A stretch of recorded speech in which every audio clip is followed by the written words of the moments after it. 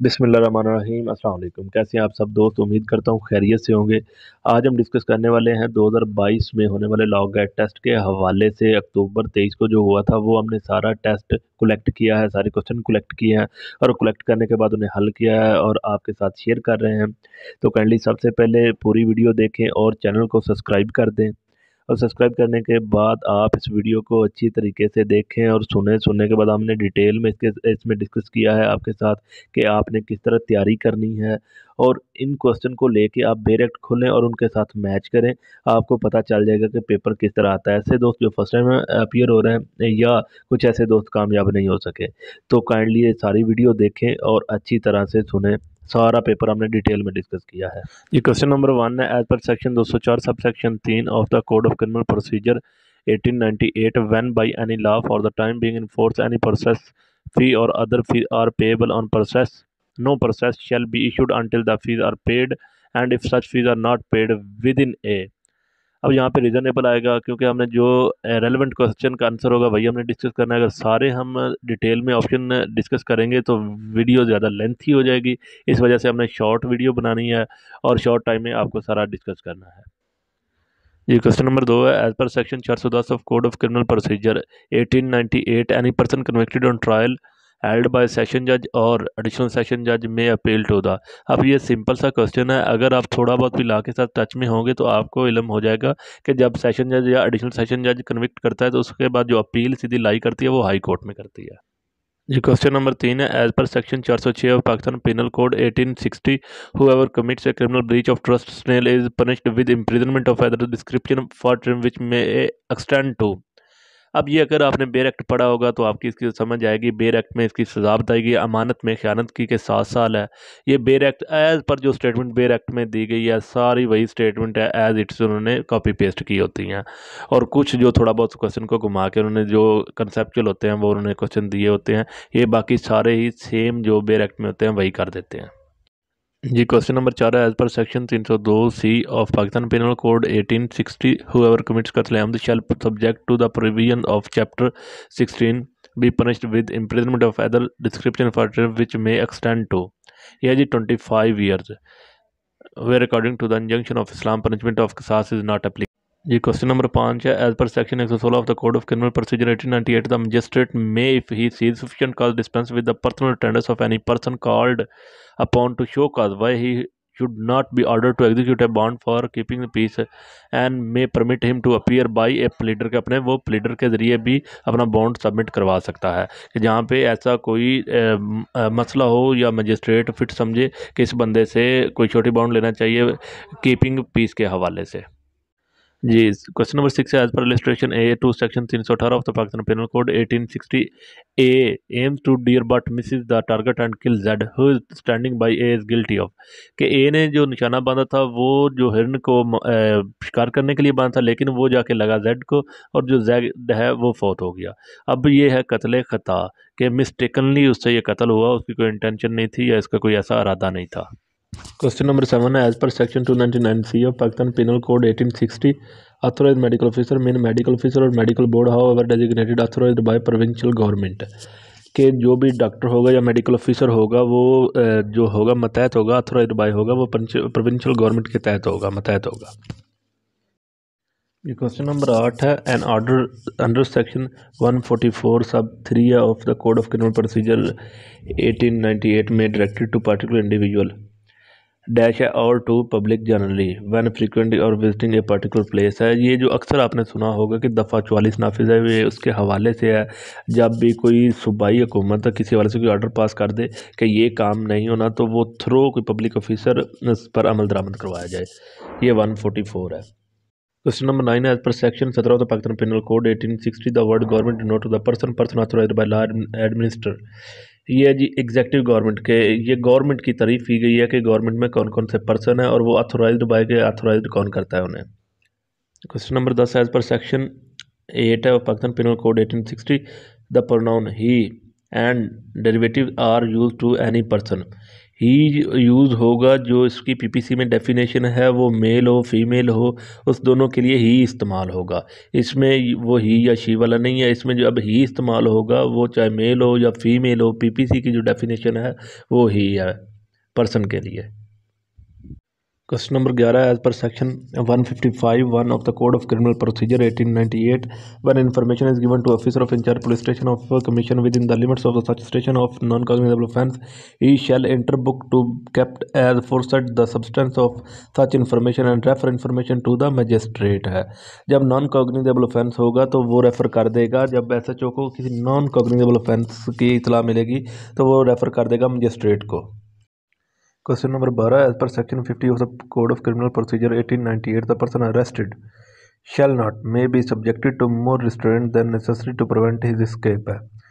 अब ये वो वाला क्वेश्चन है जो अक्सर लोग shall not, shell, may not और मे में ज़्यादा कंफ्यूज होते हैं, तो सिंपल सा बिल्कुल क्वेश्चन है ये। क्वेश्चन नंबर 13 है, as per section 104 of code of criminal procedure 1898, ये जी any court may if it think fit impound any document or thing produce before its under this code है कि जब वो कोई डॉक्यूमेंट मंगवा सकती है या जब कोर्ट ये फिट समझेगी तो वो उस डॉक्यूमेंट को अटैच कर सकती है। Question number 14, as per section 339 है of the Pakistan penal code 1860, whoever voluntarily obstruct any person so as to prevent that person from proceeding any direction in which that person has right to proceed is said wrongfully to restrain that person आएगा। Question number 15, as per section 200 of Code of Criminal Procedure 1898, a magistrate taking cognizance of offence on the complaint shall at once examine the complaint upon oath, and the substance of the examination shall be reduced to the writing and shall be signed by the complainant and also by the magistrate है कि वो अपने भी sign करेगा। Question number 16 है जी, as per explanation of 2 of section 21 of the Pakistan Penal Code 1860, wherever the word public servant occur, they shall be understood by every person who is actual possession of the situation of public servant, whatever legal defect there may be in his right to hold the situation। Question number 17, as per section number 4(j) of the Code of Criminal Procedure 1898, High Court mean the highest court of criminal appeal और revision for a province है कि एक सूबे में जो highest appeal की authority है वो है जी सूबाई लेवल के हवाले से वो हाई कोर्ट है। आप जब भी जो भी बेर एक्ट तैयार करें उसकी डेफिनेशन क्लास है जो उसमें से लाजमी 1 या 2 नंबर का पेपर आता ही आता है, वो लाजमी किया करें साथ। ये question number 18, as per section 502(1) of the code of criminal procedure 1898, all or any sureties for the attendance and appearance of any person released on bail may at any time apply to magistrate to discharge the bond either wholly or so far as relate to the applicant है जी। Eight any time कर सकता है जनाब, magistrate discharge ही कर सकता है। Question number 19 है, as per illustration to section 93 of the Pakistan penal code 1860, a surgeon in good faith communicate to patient his opinion that he cannot live. The patient dies as consequence of the shock. A has committed no offense, क्योंकि उसने जो उसके साथ discuss किया था वो good faith के हवाले से किया था, मतलब उसकी जो नीयत थी वो कोई गलत नहीं थी, लिहाजा गुड फेथ में जो भी ऑफेंस होगा वो नहीं होगा अगर गुड फेथ में होगा तो। क्वेश्चन नंबर 20 है, as per illustration to section 80 of the Pakistan penal code 1860, is at work with hatchet the head files of and kill the man who is standing by her if there was no want to proper caution on the part of A. His act is accessible on offence, not an offence। Question number 21 है, as per article 24(1) of Qanun Shahadat 1984, facts not otherwise relevant are relevant if they are inconsistent with the fact in issues और relevant fact है जी। Question number 22 है, as per article 163(1) of Qanun Shahadat 1984, when the plaintiff takes oath in support of his claim, the court shall on the applicant of the plaintiff call upon the defendant to deny the claim on oath कर सकती है जी, वो defendant को on oath claim जो deny कर सकता है आके जब कोर्ट उन्हें कॉल करे तो। क्वेश्चन नंबर जी 23 है, as per illustration A to article 27 of the Kanun Shahadat 1984, a accused of receiving stolen goods knowing them to be stolen. It is proved that he was in possession of particular stolen article. The fact that at the same time he was in possession of many other stolen articles relevant as tending to show that he knows each and all of the article which he possessed to be stolen है जी। ये basically है कि चोरी की जो चीज़ें खरीदने के हवाले से कि चोरी की चीज़ खरीदते हैं ये जानते हुए कि ये चीज़ चोरी की है, जब दूसरी सारी चीज़ें भी उसके पास होंगी तो वो भी चोरी की होंगी, ये रेलेवेंट फैक्ट होगा। क्वेश्चन नंबर 24 है as per article 2 subsection 2 of Qanun Shahadat 1984 one fact is said to be relevant to another when the one is connected with the other in any of ways referred to in the provision of order relating to the relevancy of fact है।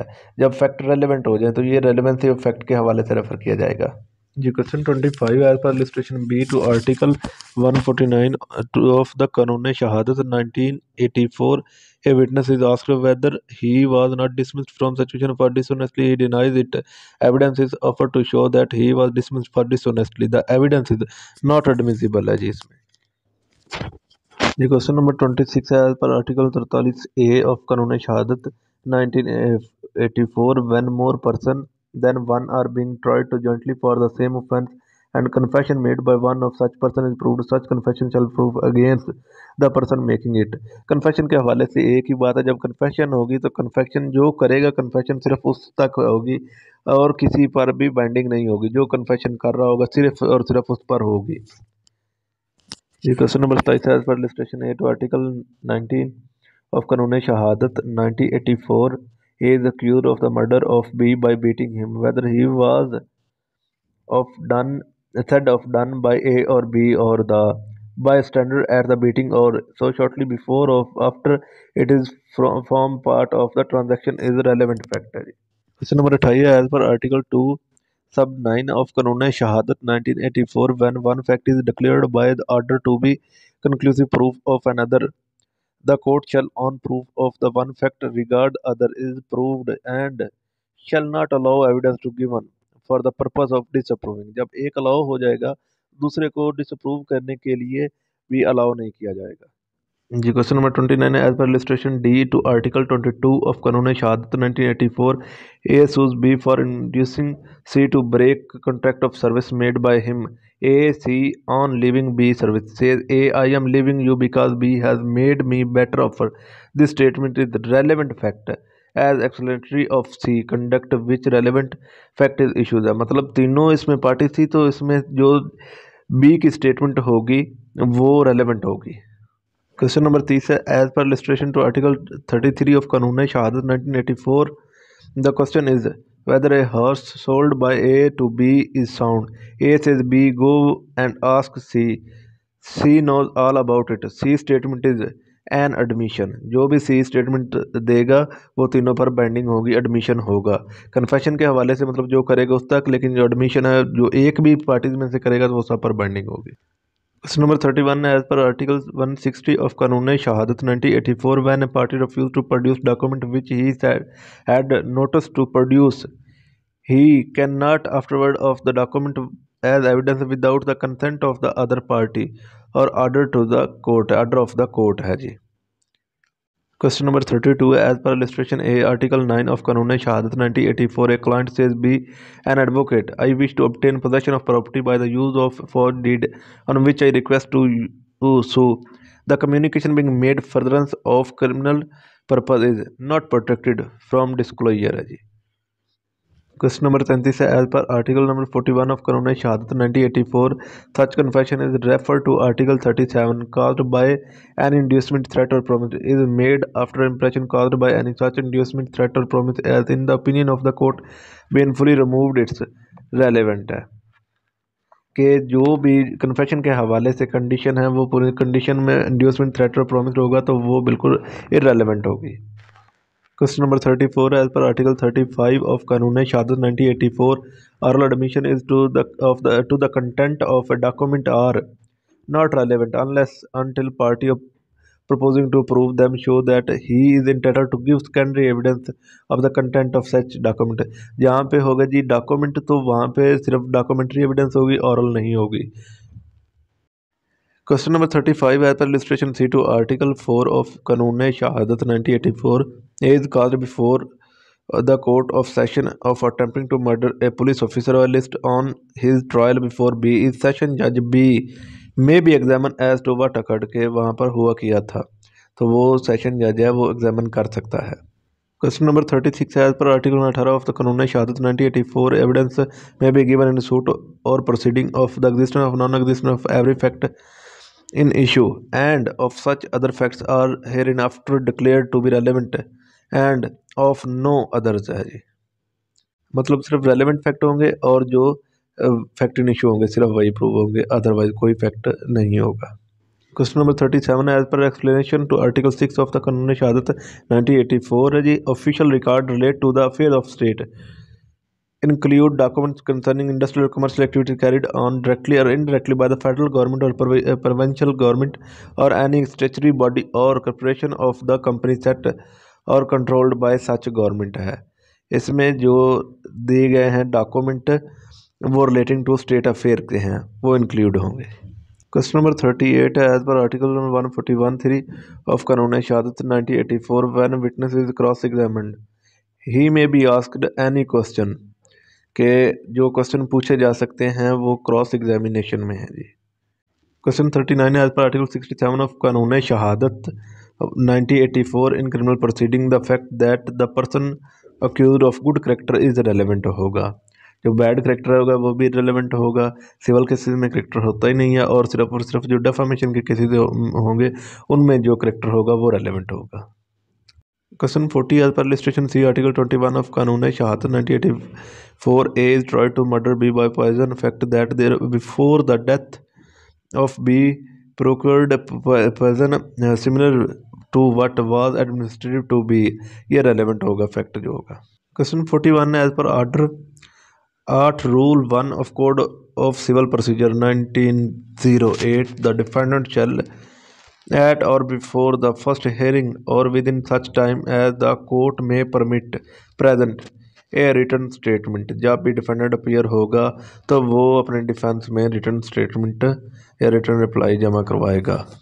Question number 42 है as per section 151 of code of civil procedure 1908 nothing in this code shall be deemed to limit or otherwise affect the inherent power of court to make such order as may be necessary for the end of justice or to prevent abuse of the process है of court है। Court inherent power कब कब अपनी inherent power इस्तेमाल कर सकता है।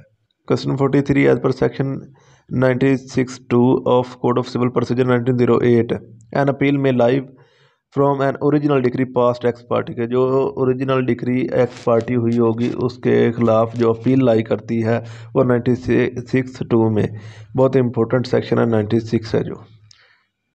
Question 44 है according to the order 1 rule 4B of code of civil procedure 1908 judgment may be given without any amendment against such one or more of the defendant as may found to be liable according to their respective liabilities है।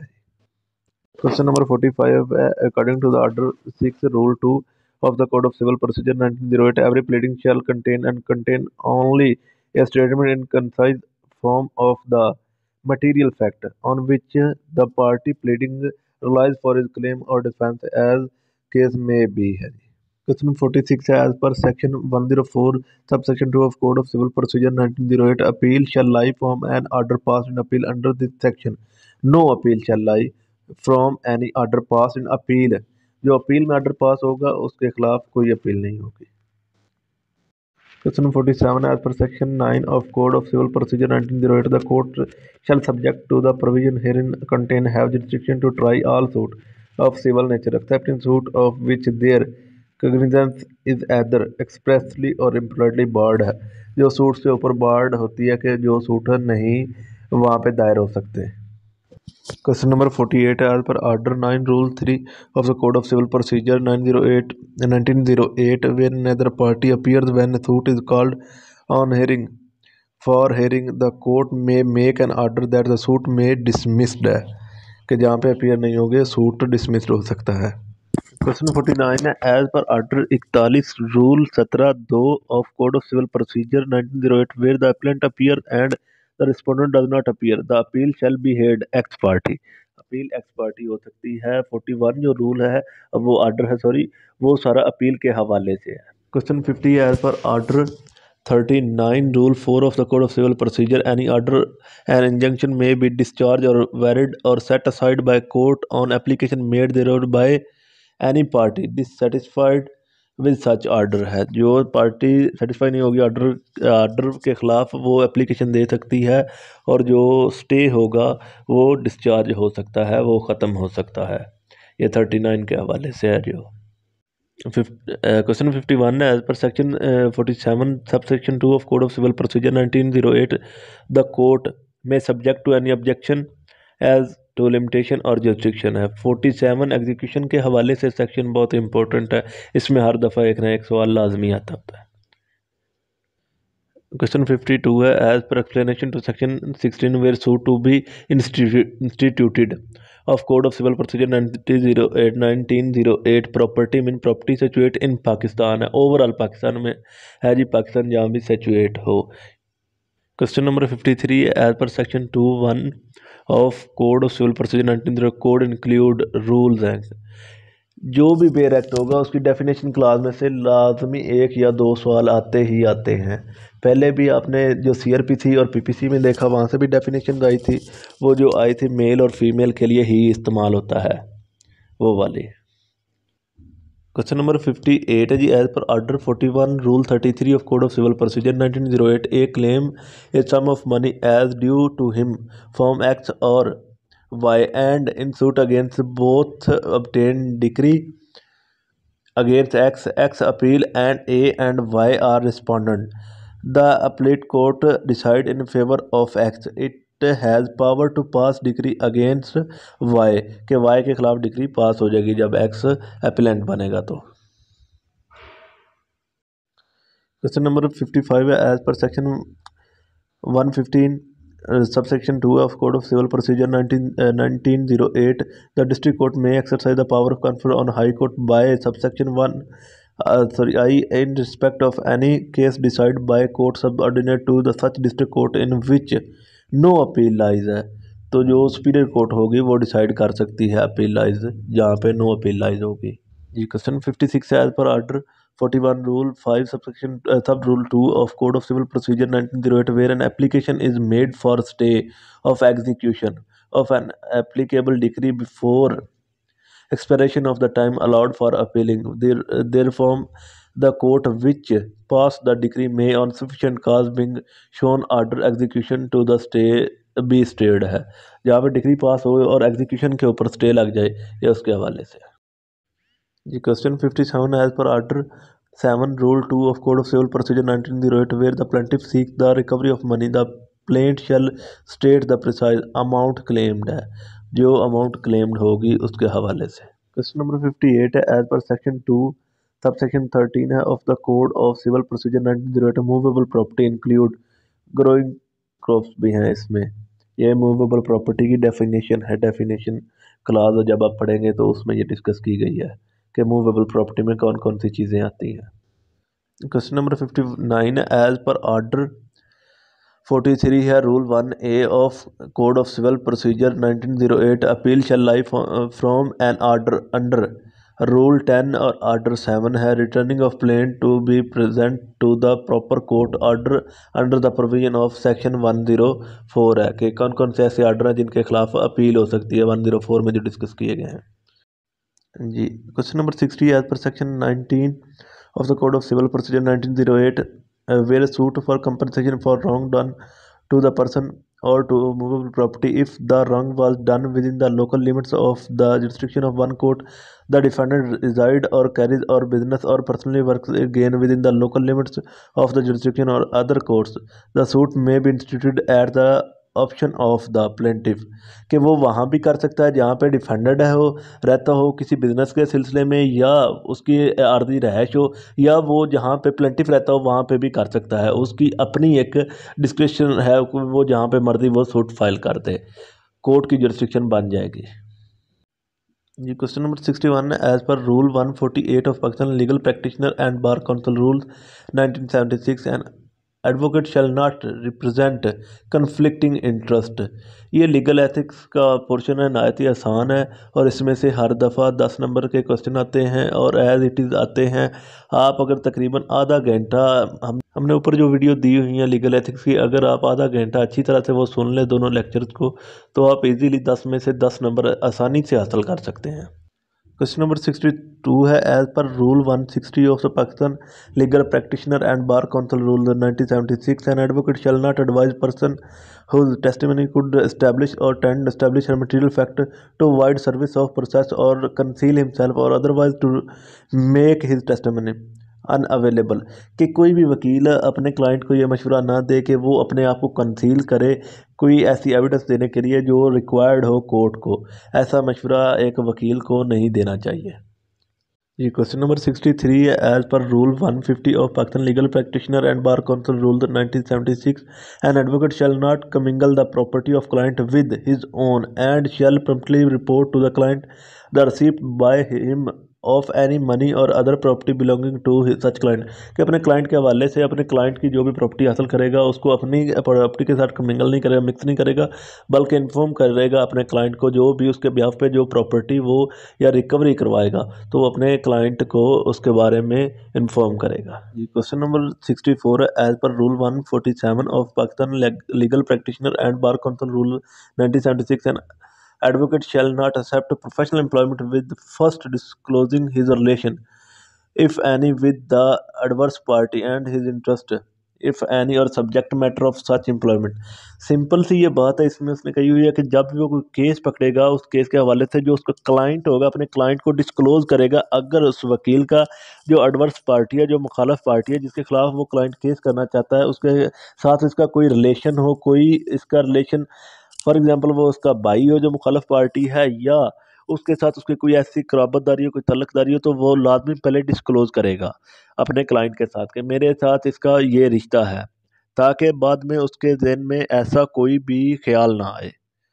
जी question number 65 है। As per rule 163 of Pakistan legal practitioner and bar council rule 1976 the primary duty of an advocate engaged in public prosecution is not to be convict but to see the justice is done. The suppression of fact or concealing of witnesses capable of establishing the innocence of accused is reprehensible है।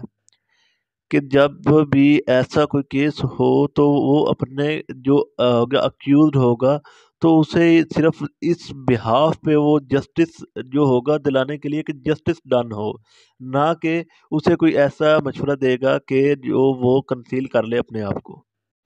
ये question 66 है।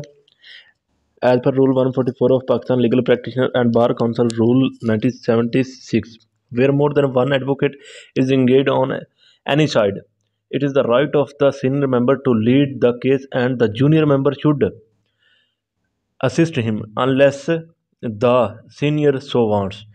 कि जब भी कोई ऐसा मुकदमा हो जिसमें एक पार्टी की तरफ से एक या दो से ज़्यादा वकील अटैच हों, तो जो राइट होगा सबसे पहले मुकदमे को लीड करने का वो सीनियर काउंसिल का होगा, जो भी सीनियर वकील होगा। अगर सीनियर परमिट करता है, इजाज़त देता है, तो जूनियर उसे आगे लीड करेगा और असिस्ट करेगा। जो जूनियर है वो सिर्फ असिस्ट करेगा और जो पहला हक होगा वो सीनियर का होगा। ये क्वेश्चन 67 है। एज पर रूल 155 है Pakistan Legal Practitioner and Bar Council Rule 1976, controversies with the clients concerning compensation are to be avoided है कि कोई भी ऐसी जो होगी कंसर्निंग होगी या कोई ऐसा भी डिस्प्यूट्स है जो फीस के हवाले से कंपनसेशन के हवाले से अवॉइड करना चाहिए। क्वेश्चन 68 है जी। When advocate is witness for his client except as to merely formal matter as such to attestation or custody of an instrument and the like he should leave the trial of the case to other advocate except when essential to the end of justice an advocate should not avoid testify in court on behalf of his client कि वो avoid नहीं करेगा बल्कि testify करेगा। Question 69 है जी। An advocate shall not acquire an interest adverse to the client in the property or interest involve in this case, कि अपने जो क्लाइंट होगा उसमें कोई अपनी फ़ीस के अलावा कोई ऐसा जो उसकी प्रॉपर्टी है उसमें अपना इंटरेस्ट इन्वॉल्व नहीं करेगा, सिर्फ अपनी फ़ीस की हद तक रहेगा। कोई अपना ज़ाती जो इंटरेस्ट है वो इसमें डेवलप नहीं करेगा। जो क्लाइंट की प्रॉपर्टी होगी या कोई एडवर्स इंटरेस्ट होगा वो इन्वॉल्व नहीं करेगा इस केस में। जी, junior and younger member should always be respectful to senior and elder member, the latter are expected to be not only courteous but also helpful, कि जो जूनियर एंड यंगर होंगे वो रिस्पेक्टफुल होंगे और जो सीनियर होंगे वो होंगे जी जूनियर की तरफ हेल्पफुल होंगे। क्वेश्चन 71 है, when a bill is presented to the president for assent, the president shall within 10 days assent to the bill return or bill to the parliament है। ये कॉन्स्टिट्यूशन ऑफ पाकिस्तान में से question है। Article 75 सब 1 है, उसमें से जी कि बिल किस तरह पास होगा उसके हवाले से है कि प्रेसिडेंट कितने दिन में आगे भेजेगा और असम्बली में किस तरह चलेगा। ये क्वेश्चन नंबर 72 है। Constitution of Pakistan 1973, before entering upon office, a member elected as a speaker, deputy speaker shall make before National Assembly oath in form set out in the third schedule। कि third schedule में ये बताया गया है कि वो oath लेंगे before enter in the assembly, या कि असम्बली में और असम्बली में जाने से पहले वो ओथ लेंगे थर्ड शेड्यूल के तहत। ये क्वेश्चन नंबर 73 है। The proceedings before the council, its report to president and the removal of judge under clause 6 of article 209 shall not be called in the question any court है, कि जब किसी जज को डिसअपॉइंट किया जाएगा। ये क्वेश्चन नंबर 74 है। The Supreme Court shall have power subject to the provision of any act of one Majlis-e Shura Parliament and of any rules made by the Supreme Court to review any judgment pronounced or any order made by it है। Question number 75 है। As per article number 63A sub 5 of constitution of Pakistan 1973, any party aggrieved by the decision of election commission may within 30 days prefer an appeal to supreme court which shall decide the matter within 90 days है, कि जब भी कोई party disagree करेगी तो वो 30 days में supreme court में अपनी अपील करेगी जाके, और सुप्रीम कोर्ट 90 days में डिसाइड करेगा। क्वेश्चन नंबर 77 है। Charter of United Nations plan for the application of armed forces shall be made with the Security Council with the assistance of the Military Staff Committee है। ये international में से question जो आते हैं उनमें से इंटरनेशनल लॉ में से। क्वेश्चन नंबर 78 है। In this part unless the context otherwise required the state means the federal government है, मजलिस शुरा और पार्लियामेंट है। ये जो आएगा स्टेट के हवाले से तो उसमें फेडरल गवर्नमेंट होगा स्टेट की डेफिनेशन में से। क्वेश्चन नंबर 79 है जी। To enjoy the protection of law and to be treated in accordance with the law is inalienable right of every citizen है। ये जो फंडामेंटल राइट के हवाले से जो फंडामेंटल राइट डिस्कस किए गए हैं कॉन्स्टिट्यूशन ऑफ पाकिस्तान में से, उसमें से ये क्वेश्चन है। फंडामेंटल राइट में से हर दफ़ा एक ना एक दफ़ा सवाल लाजमी आता है। ये क्वेश्चन नंबर 80 है। In case of Mohammad Nawaz Sharif versus president of Pakistan PLD 1993 है।